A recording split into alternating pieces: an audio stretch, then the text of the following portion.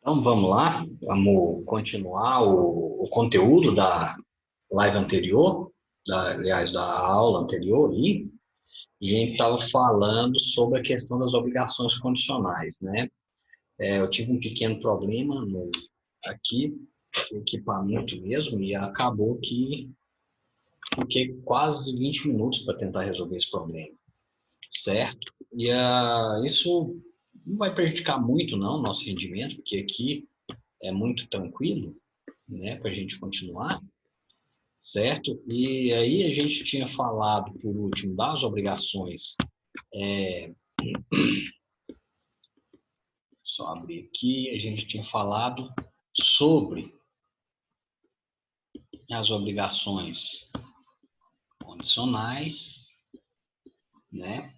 E nós estávamos falando sobre, agora, sobre a... Só um minutinho.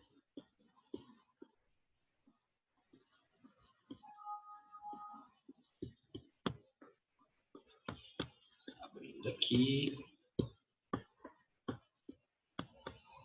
Abrindo aqui só um pouquinho.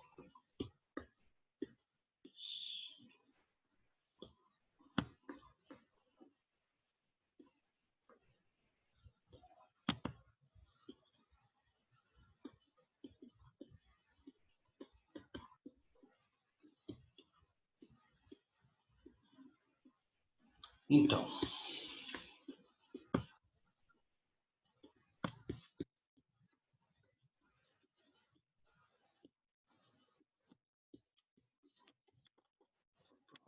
eu já resolvi aqui de vez.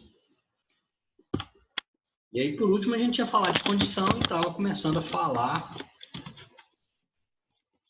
sobre as penas, né, as penalidades, a obrigação com encargo, e é o que a gente tem que fazer aqui. Veja só,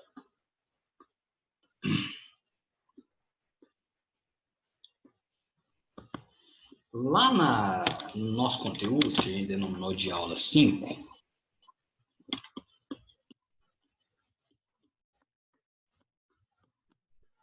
a gente tem aqui as obrigações modais, certo? Nessas obrigações modais, as obrigações modais, elas são as obrigações como encargo ou contraprestação. Então, quando que a obrigação modal vai existir? A obrigação modal vai existir quando a parte coloca para a gente algum tipo de obrigação que sujeita a um tipo de encargo, um tipo de contraprestação daquele que está recebendo essa obrigação. Isso é muito comum acontecer nas doações. Então, vamos lá, novamente para a nossa escrita, para o material que a gente vai confeccionando aqui. E o material que a gente vai confeccionando,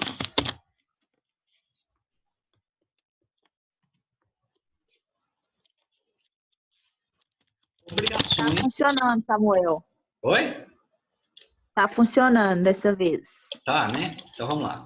Obrigações modais. O que são essas obrigações? São obrigações sujeitas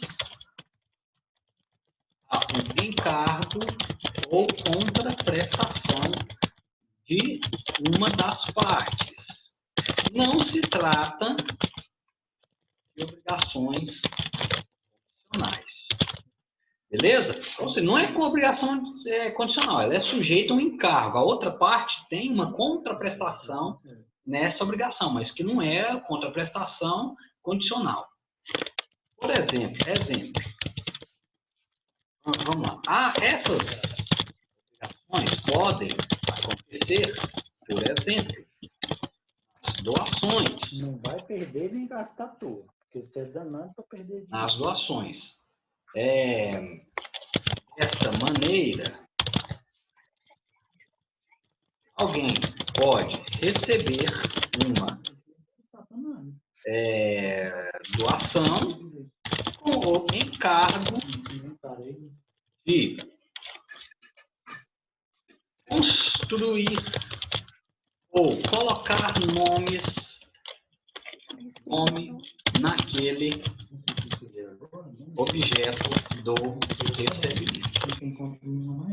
Por exemplo, você gasta 10 reais por dia, dá para você gastar até o mês que vem. Entidade filantrópica. Entidade filantrópica recebe um terreno em deixar a minha conta para quando eu precisar. Mas, por exemplo, a entidade filantrópica recebe o terreno de alguém, mas tem o encargo de colocar o nome na repartição. São aquelas repartições em que são aquelas repartições onde é possível colocar o nome do doador, o nome de alguém que recebe.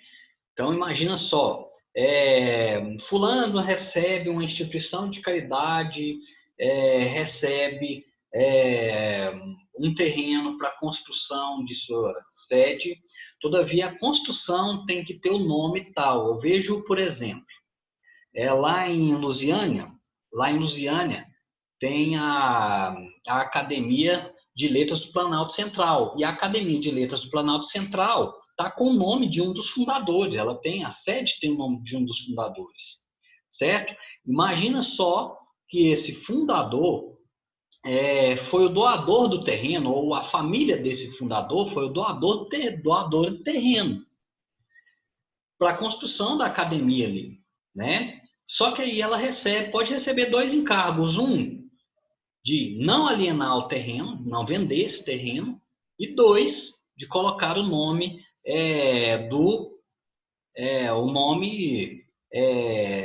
do antigo dono daquela área, né? Do falecido, vamos dizer assim, né? Que é a família do doador, que eu falo, a família do falecido dono proprietário, e colocar o nome desse proprietário que já falecido ali naquela repartição. Isso é um encargo, tá? Ok? Então, é uma forma de encargo. Outro ponto que a gente tem, passando aqui para frente, olha lá. A gente passou das obrigações modais, agora nós temos uma obrigação a termo. Isso aqui é muito importante, é importantíssimo. Certo?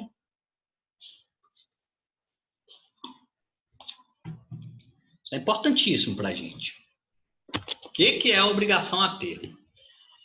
Essa obrigação a termo, ela é uma obrigação de prazo, certo? Ela é uma obrigação de prazo, certo? Então, é estabelecido um prazo X, né? Um prazo, e aí esse prazo a gente chama de obrigação a termo.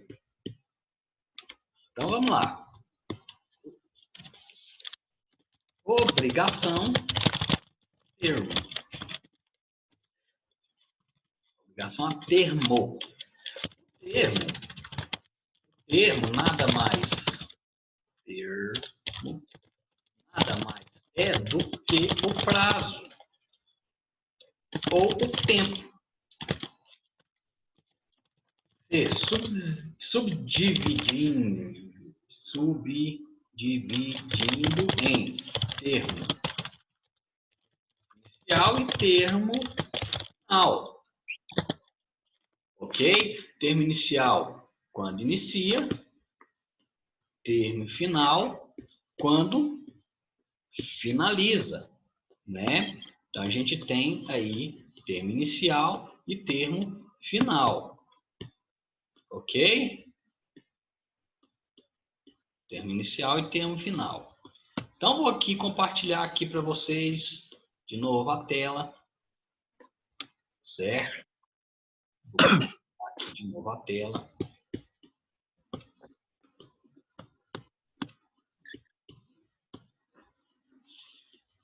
E vamos lá nos termos, né? O termo inicial é quando inicia um tipo de obrigação.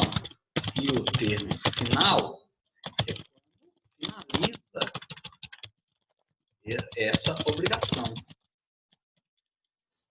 Assim sendo, se as partes combinam que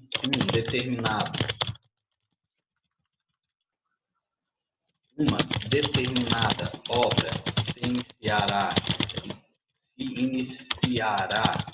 em 1º de fevereiro de 2020 e finalizará e terá como data final o dia 1º de 2020, identifica-se como termo inicial a data que começou e termo final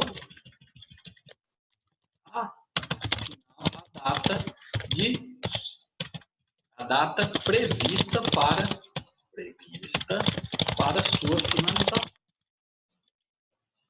Ok? Então, 1º de fevereiro é o termo inicial, 1º de abril é o termo final. Isso é termo, tá? Obrigação a termo. Todos nós podemos ter essas obrigações a termo, né? Todos nós podemos ter para a gente esse tipo de obrigação. E ela é comum em contratos. Por exemplo, contratos com a administração pública, né? No caso dos contratos com a administração pública, nós temos data prevista para início das obras, né? Data prevista para início das obras e a data final, né? Das obras. Então, às vezes, a administração contrata um determinado serviço lá e esse determinado serviço, esse determinado serviço, ele pode ser simplesmente, ele tem um contrato lá de previsão, por exemplo. Abre-se uma licitação, e vamos imaginar que essa licitação é para contratar uma empresa de recolhimento de lixo e esse contrato terá vigência por cerca de 6 meses, né? Abre-se a licitação e coloca lá data inicial data inicial do serviço 1º de janeiro de 2020 e data final coloca-se lá 30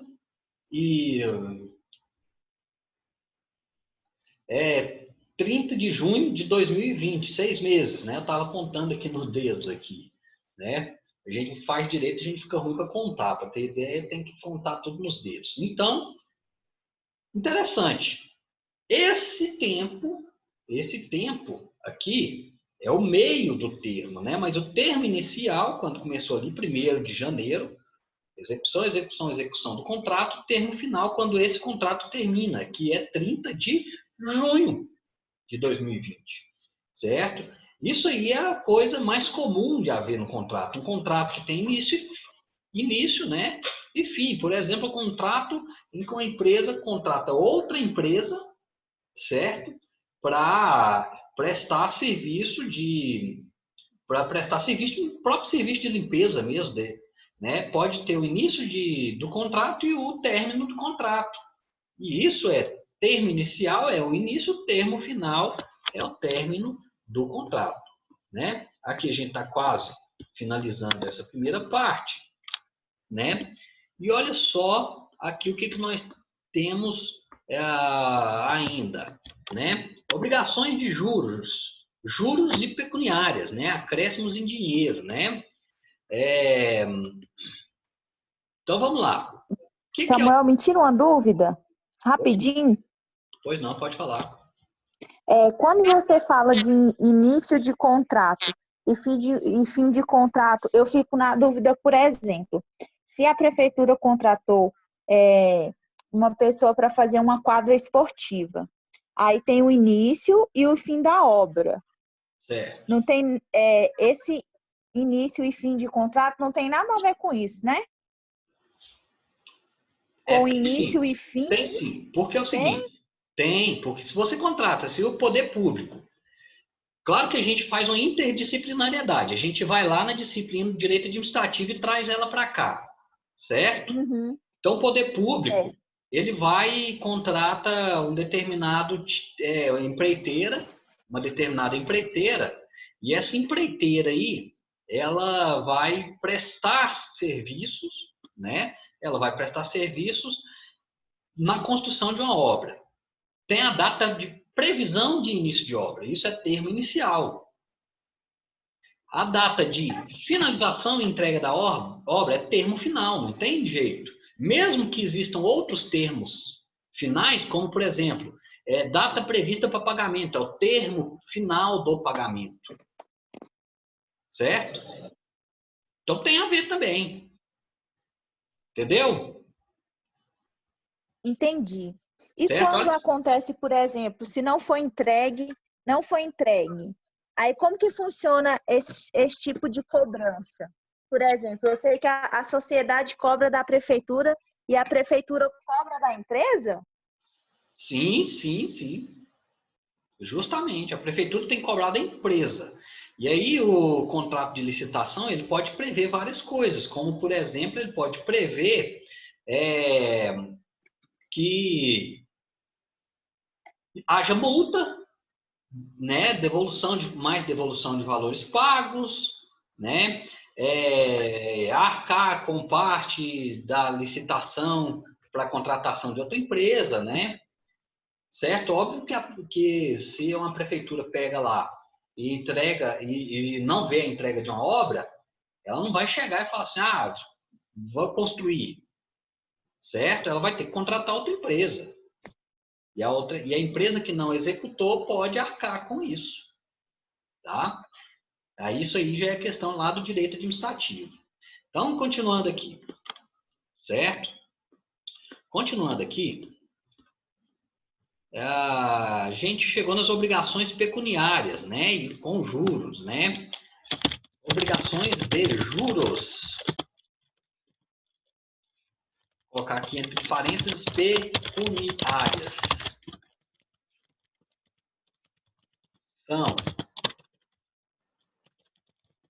obrigações que recaem em pagamento de dinheiro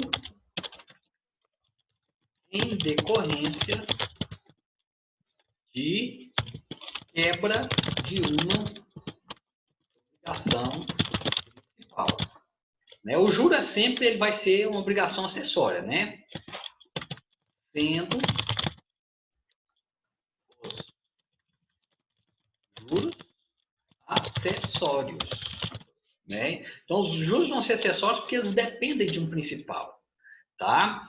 E aí a gente tem que colocar em mente que, mesmo havendo isso aí, né, os juros colocados expostos como obrigação, ele vai surgir na nossa matéria, aqui na nossa disciplina, justamente por conta dessa acessoriedade, né, por conta daquilo que, por exemplo, se expor que o não cumprimento de uma obrigação vai recair na cobrança de juros, certo? Ele vai existir somente porque existe o principal, tá? Então, é comum a gente ter um boleto para pagar, não é? E esse boleto para pagar expor lá o atraso do pagamento, né? E o pagamento, a gente colocar o atraso no termo final desse pagamento, ok? Interessante que a gente olha aí o que a gente está estudando. Incorre em juros de 1% ao mês, por exemplo. Ok? Então, isso aí é possível. Sol, você quer dizer alguma coisa? Oi? Você quer dizer alguma coisa? Seu... Não, não quero não. É porque Tá ligado meu microfone, né? ligou aqui, mas eu mesmo desligo aqui, Pode, tá? pode. Então vamos lá. Continuando aqui. Continuando. A gente está quase finalizando essa parte aqui de obrigações, algumas obrigações doutrinárias, né? Olha só aqui o que a gente vai ver, né? Quanto aos juros, e isso aqui é interessante, né? Espécies de juros. Existem os juros convencionais e legais, existe o moratório e o compensatório, certo? Juros convencionais, legais, moratórios, compensatórios, certo? Os juros convencionais são aqueles que as partes combinam em si, né? Convencionais são os juros que as partes combinam, tá? Os juros moratórios são pagos em razão do atraso, ok? E os juros compensatórios são pagos em decorrência do tempo de atraso, tá? Muitas vezes, quando a gente vê lá, atrasou a multa de 2%, aquilo lá, na realidade, são juros moratórios, né? E quando os juros ele se protrai pelo tempo, ele é compensatório, ele está compensando a demora, né? Em razão do tempo, ele está compensando esse tempo, certo? Em que o pagamento não ocorre. E os juros convencionais são aqueles que as partes combinam. Os juros legais, que é interessante, são os juros que a lei expõe como permitido. Nós até pegamos aqui como analogia no direito civil o que diz a lei tributária, muitas vezes, para ver os juros legais. Os juros legais, eles são expostos pela legislação em 12% ao mês, não é no Código Civil, é com base na lei tributária, certo? Ok? Então, 1% ao mês ou 12% ao ano, tá? Posso ter falado que é errado, mas é 12% ao ano, que dá 1% ao mês. E aí, né, a gente vai pegar lá esses artigos, 406, 396, 307 do Código Civil. Eu vou abrir aqui a tela para vocês no Código Civil. Se não aparecer aí para vocês, vocês me avisam aqui que eu compartilho. Então, vamos começar pelo 396 do Código Civil. Né? Vamos lá no Código Civil. Artigo 396. O que diz esse artigo? Vamos 396 primeiro, depois 397 e depois o 406. Tudo isso a gente vai levar em consideração o que diz a lei, olha lá, 396.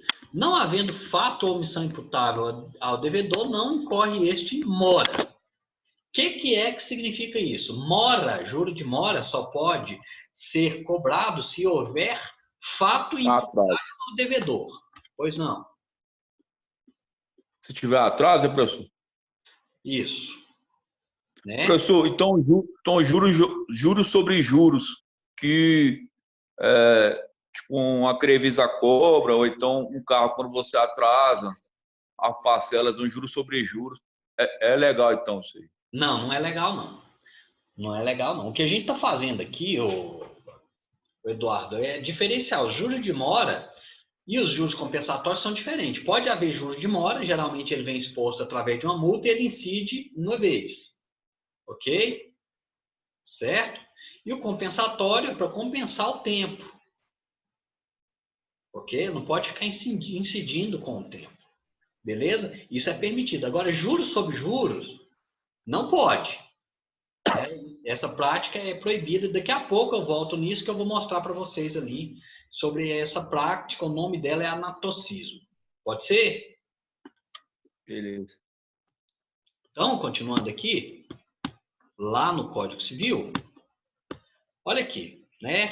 Quando fala não havendo fato ou omissão imputável ao devedor, não incorre este em mora. Ou seja, o devedor não é considerado em atraso quando não há fato que impute a ele. Certo? Ele não é considerado devedor quando não há fato que se possa imputar a ele. Ou seja, ele só pode lhe cobrar juros de mora, certo? Se ele for culpado pelo atraso. ok? Certo? Se ele tiver um caso fortuito, uma força maior, não lhe cobra juros de mora, certo? Se a obrigação, por exemplo, vence num período em que é impossível ele pagar por fatores externos, né? E eu até poderia colocar uma questãozinha para vocês lá depois para a gente dar uma brincada. Imagina só, né? Imagina só, você tem uma obrigação a pagar, certo? Obrigação a pagar e tal dia, vamos supor, a pagar no dia 20 de abril. 20 de abril não, 20 de março. Você tinha uma obrigação a pagar no dia 20 de março.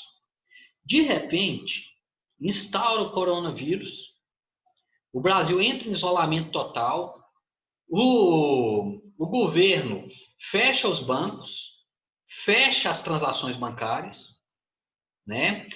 Fecha a possibilidade de você sair na rua e você fica impedido de pagar. Passa lá 20 de março, 30 de março, aí começa a entrar abril, vem maio e aí vai, certo? Você não consegue pagar. O devedor pode pagar os juros por conta disso? Não, porque a gente tem o chamado aqui acontecendo, o chamado fato do príncipe, né? Muitas vezes, mas eu prefiro até deixar de lado se isso é fato do príncipe ou não, mas enfim, nesse caso, né? Pode ser, a culpa é de outro, né? A culpa é de outro, é de um governo, a culpa é de uma situação instaurada. Então, incide o 396, tá? Já o 397, ele tem essa redação aqui, ó. O inadimplemento da obrigação positiva e líquida no seu termo constitui de pleno direito em mora ao devedor, certo? Constitui de pleno direito em mora ao devedor, ou seja, o fato de haver inadimplemento. O que é inadimplemento, hein, pessoal? Vocês lembram aí o que é inadimplemento? Não pagamento de dívida, cumprimento das obrigações. Não pagamento, não cumprimento. Certo? De obrigação. No seu termo, aqui está falando aqui no seu vencimento, ok? Que é o termo final. Constitui de pleno direito em mora ao devedor. O que é constituir em mora? Quem sabe me dizer o que é constituir em mora? Vocês ontem tiveram direito do consumidor, né? Às vezes vocês se lembram que a gente falou um pouco. O que é constituir em mora? É constituir juros? Não exatamente isso, né? Constituir em mora Não. significa convalidar que esse devedor está em atraso. Ok? Não significa que ele vai incidir em juros, porque isso aí depende. Ok? Por que eu falo isso?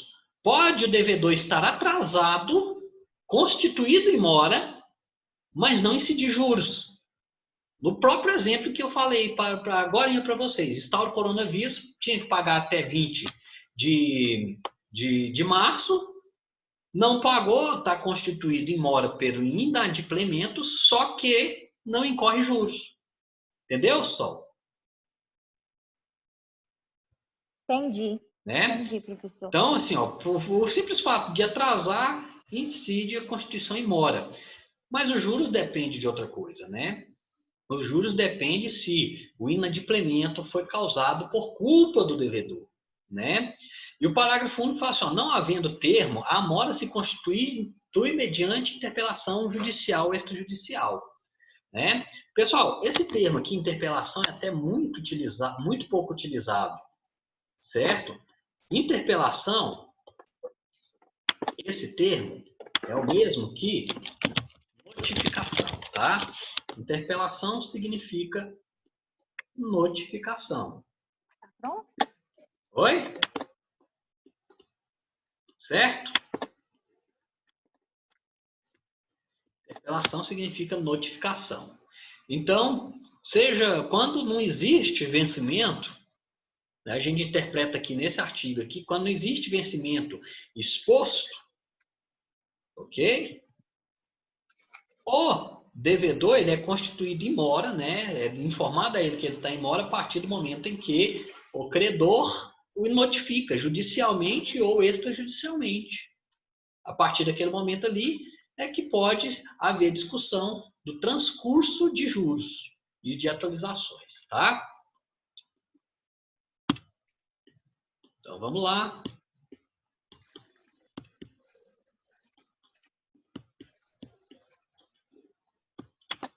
Opa! Vou aqui, voltar aqui, porque eu fiz o que eu fui escrever aqui, não tirou? Então, vamos lá. Agora vamos lá no artigo 406, ó, que é o que a gente viu sobre juros legais. Aqui, ó. Olha o tema do que a gente falou. Juros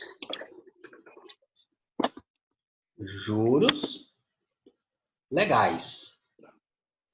Tudo certo? Os juros legais é o seguinte. Quando os juros moratórios não forem convencionados, ou seja, os juros podem ser convencionados, e se eles forem convencionados, não incide juros legais, tá?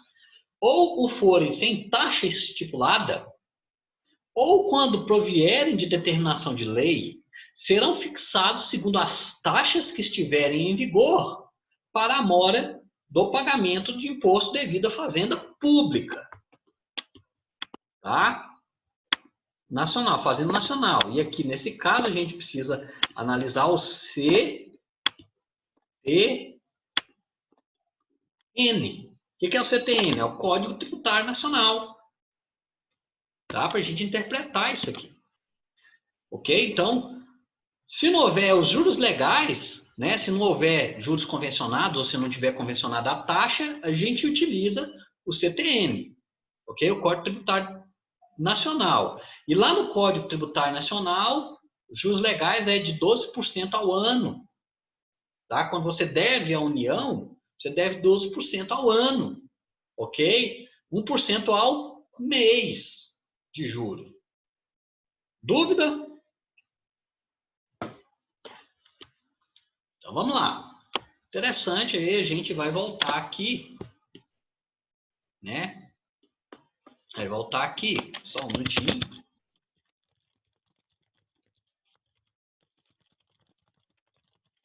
Se você, só para a título aqui de conhecimento,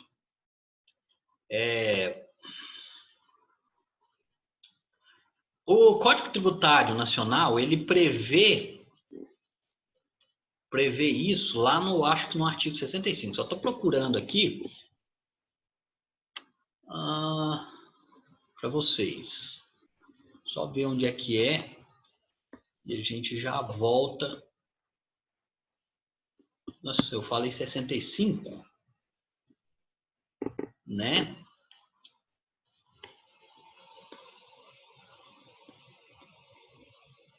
Em diante, é exatamente 65 em diante, vai falar para a gente, né, sobre a previsão legal de juros, né?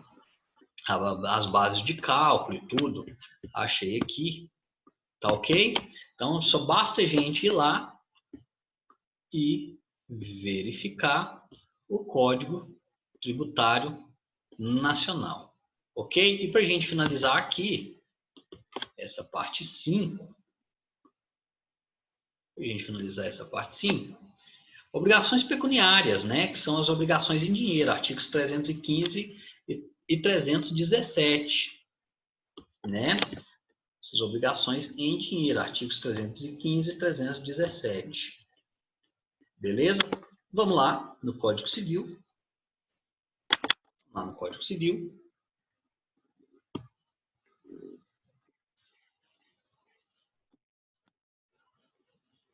Artigos 315. As dívidas em dinheiro deverão ser pagas no vencimento em moeda corrente e pelo valor nominal, salvo disposto nos artigos subsequentes.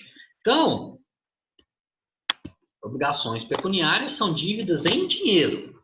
Obrigações pecuniárias são dívidas em dinheiro, ok? Quando por motivos, 317 agora, quando por motivos imprevisíveis, sobrevier desproporção manifesta entre o valor da prestação, certo? Da dívida e ou do momento da execução, poderá o juiz corrigi-lo a pedido da parte, de modo que assegure quanto possível o valor real da prestação. Ou seja, a possibilidade de correção monetária. Aqui não é juro, é correção monetária, tá? Obrigação, o juiz pode determinar correção monetária. E o que é correção monetária, pessoal? Correção monetária é pura e simplesmente tentar fazer com que a lei, aliás, com que o valor da época, venha para o valor atual, certo? E esses índices são feitos geralmente pelo índice de preço ao consumidor, INPC, Índice Nacional de Preço ao Consumidor, ok? Então, é lícito, tá? Pergunto para vocês, se vocês puderem até me responder, dão aqui. É lícito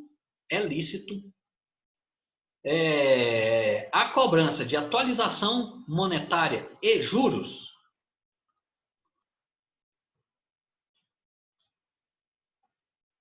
E aí, pessoal? Eu acho que é. Na realidade, se no código está falando que pode, por exemplo, se tiver explícito também no contrato, eu acredito que seja. Agora, se não tiver, eu acho que não. Ok. Valeu só. É o seguinte, é lícito sim. Você pode atualizar e na atualização aplicar juros. Isso não é juros sobre juros, né? Então, aí é possível sim, tá? Não há objeção legal. A objeção legal nesse ponto é da prática de algo que se chama anatocismo. Então, anota aí, é proibido o anatocismo no Brasil, que é a prática de cobrança de juros sobre juros. Tá? Extremamente proibida, não pode, ok? O que seria isso? Cobrou juros, ok? Chegou no valor. Aquele valor cobra mais juros, naquele valor já com os juros, entendeu? O juros só pode ser cobrado sobre o valor principal corrigido e não sobre o valor principal mais juros e mais juros, ok? Porque senão o valor alonga e a realidade é que a cobrança de juros é muito maior, certo? A cobrança, os juros seria muito maior, a realidade. Então, vamos supor 12% ao ano com juros sobre juros. Na realidade, ao final, isso não vai representar 12%, vai representar muito mais. Essa prática é proibida, certo? Então, cobrar lá, por exemplo, o primeiro mês de R$100, o que seria isso? R$100 no primeiro mês, com 1% de juros. O próximo vai ser 101. Se pegar e cobrar juros sobre juros, o próximo vai ser não só mais R$1, mas R$1,10, certo? R$1,10. No outro mês, aí você vai ver R$1,12, e aí vai. Pois não, Eduardo? Professor, tá me ouvindo? Sim, estou ouvindo. Professor, então, aquele cidadão que faz o contrato de comprar um carro, e aí ele pega aí no meio, no contrato, ele pega e fala que tem juros sobre juros e pede para baixar a prestação. E o juiz concede, sob liminar, que ele guarde o dinheiro em juízo. Isso aí é lícito ou não? Isso aí? O que acontece? Vou te explicar esse procedimento, né? Isso aí se chama revisão contratual. O cara comprou bem, né? O cidadão vai lá, compra o bem, e aí ele começa a pagar aquilo, fica um pouco pesado, e ele nota que o banco está cobrando juros sobre juros, certo? Ele nota isso. Mas, professor, mas assim, eu já vi, teve um colega meu que fez isso, e o banco pegou e protestou ele, dizendo que ele tinha feito um contrato que ele tinha que cumprir. Aí ele até diminuiu a prestação, mas ele ficou protestado lá. Pois é, mas é errado, é ilícito o protesto, né? Se ele está depositando em juízo, o protesto é ilícito. Quando isso acontece, né, vamos supor assim, o seu colega lá, ele deveria procurar um advogado, ele tinha um advogado, informar que tinha acontecido isso com ele, e o advogado entraria com uma ação chamada sustação de protesto. E essa sustentação de protesto, ele demonstrava que ele está pagando em juízo, em determinação de uma decisão judicial. Entendeu? E por estar pagando pela decisão judicial, o protesto tem que ser suspenso e cancelado. Inclusive cancelado. Ok? A sustentação é para evitar que o protesto ocorra.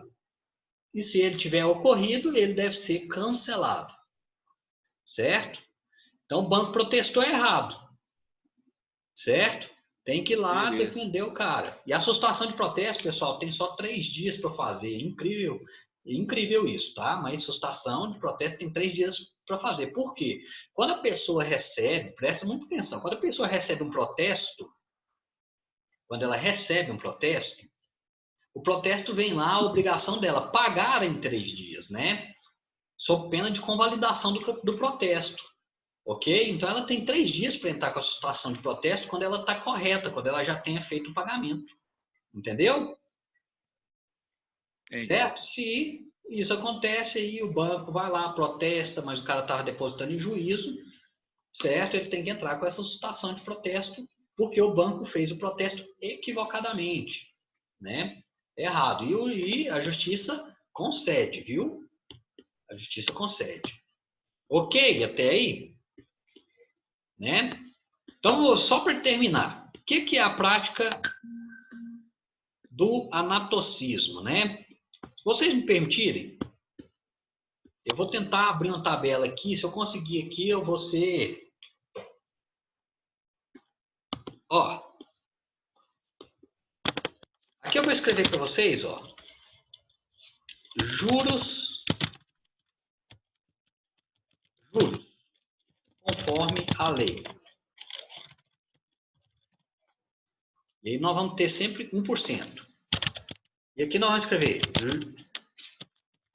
juros sobre juros. Que é legal. O que é legal aqui é o juros sobre juros, viu? Beleza? Vou tentar aqui fazer o melhor. Então, vamos colocar aqui que existe um juro convencional de 1,5%. Né? Juros Não está aparecendo na tela. 1,5%. Não está? Não. Então, eu vou tentar colocar aqui. Só um pouquinho. Obrigado. Não está aparecendo porque eu esqueci de compartilhar, né? Agora está aparecendo aí? Agora tá. Vamos colocar aqui, ó. Tá vendo? Isso aqui, primeira parte e a segunda parte. De um lado aqui nós vamos falar valor.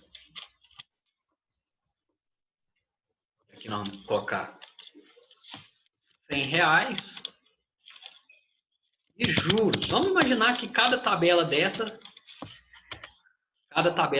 seja uma data, um mês. E aí a prática de 1,5%. Ok? A prática de 1,5%. Opa, 1,5%. Então vamos lá. Primeiro mês. Vou colocar aqui para vocês 1 ano.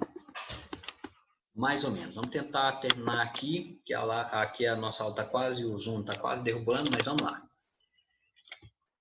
Primeiro mês de juros vai ser igual a esse valor aqui, tá? Eu acho que aqui a gente tem que fazer vezes 1,5. Então, esse vai ser o valor dos juros, né? Vou colocar igual este aqui, mais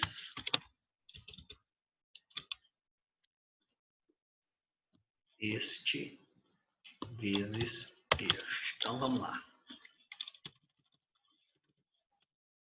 Então, o primeiro mês vai dar isso aqui. Ok? No segundo mês, olha para vocês verem como que é a questão de juros conforme a lei. No segundo mês, A este valor aqui vai ter que somar somente 1,5 do valor principal. Certo? Então, nós vamos fazer o seguinte, aqui vai ser igual, o segundo mês vai ser igual a este aqui, mais esse vezes esse. Ou seja, a gente sempre vai estar calculando, sempre vai estar calculando como base, sempre vai estar calculando como base o valor lá do início. No terceiro aqui vai dar, ó. Opa, peraí, deu errado aqui.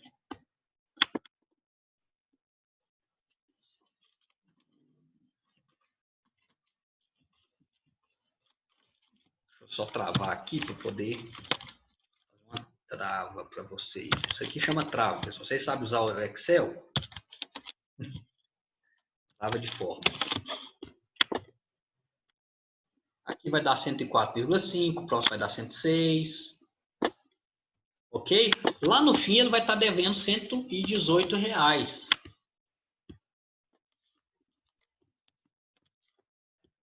Ok?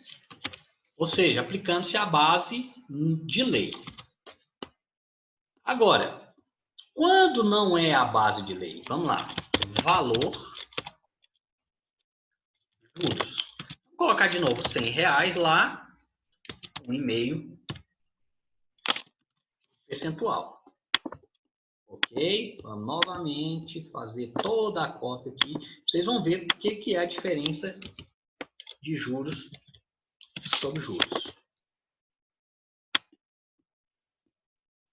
Os juros sobre juros, ele leva em consideração o seguinte, até que a fórmula aqui, inicial, ela até começa correta. Né? Ela até começa correta. Só que depois, ela não usa mais essa base de cálculo. Aqui, ó, dos R$100, que eu estou aqui, ó. Ok? Ela vai usar essa base de cálculo aqui. E aí, no segundo mês, ela passa a fazer isso aqui. Igual a este aqui, mais este aqui de novo, vezes 1,5. Ou seja, já no segundo, já deu uma diferença aqui, né? E aí, vamos lá. Eu vou travar só essa aqui, que é a única que vai ser travada. O que acontece no fim? Olha a diferença que dá no juros sobre juros. Tá vendo? Conseguiu ver aí, Sol? Consegui, tô vendo. O valor fica muito acima, porque soma os valores e incide o juro. Tá ok. Eu vou terminar aqui a aula e daqui a pouco vou mandar o link para a gente voltar, porque vai derrubar a gente aqui, tá? E aí eu volto e termino essa tabela.